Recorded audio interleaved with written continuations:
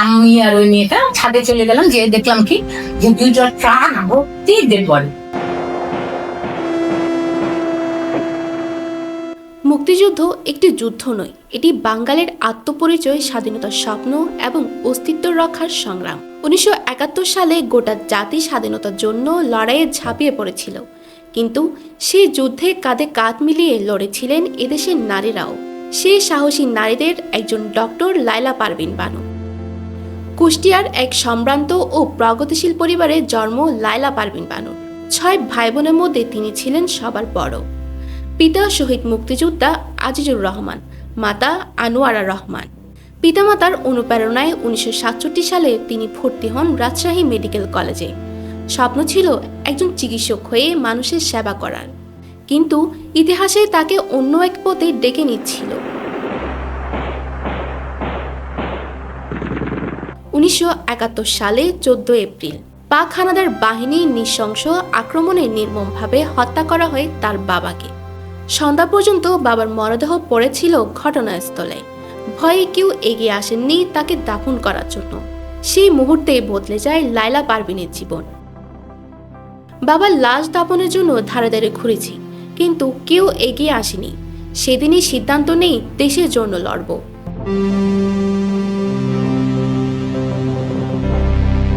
1971 সালে জুন মাসে তিনি পাড়ি জমান ভারতের কলকাতায়। সেখানে মুক্তিযোদ্ধা নারীদের ঐতিহাসিক প্রশিক্ষণ কেন্দ্র গোবরা ক্যাম্পে যোগ দেন।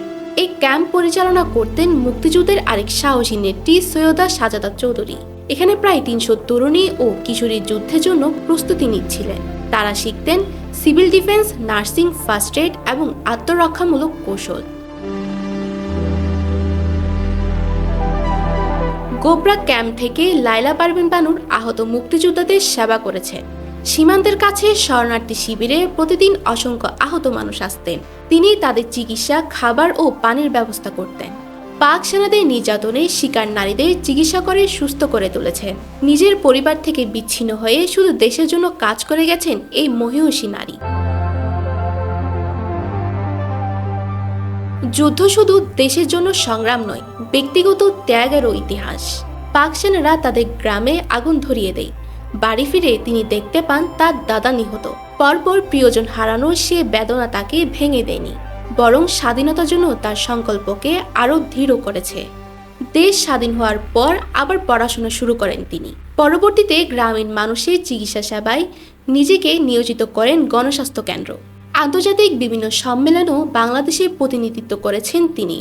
আজ ডক্টর লায়লা পারভীন বানু গণবিশ্ববিদ্যালয়ে উপাচার্য হিসেবে দায়িত্ব পালন করছেন। তিনি বলেন, একসময় দেশের স্বাধীনতার জন্য যুদ্ধ করেছি, এখন চাই একটি সন্ত্রাসমুক্ত ও আদর্শ বিশ্ববিদ্যালয় গড়ে তুলতে। তার জীবন আমাদের মনে করিয়ে দেয় স্বাধীনতা শুধু অর্জন করলে হয় না, তার আদর্শ রক্ষা করতে হয়। আর সেই সংগ্রাম আজও চলমান।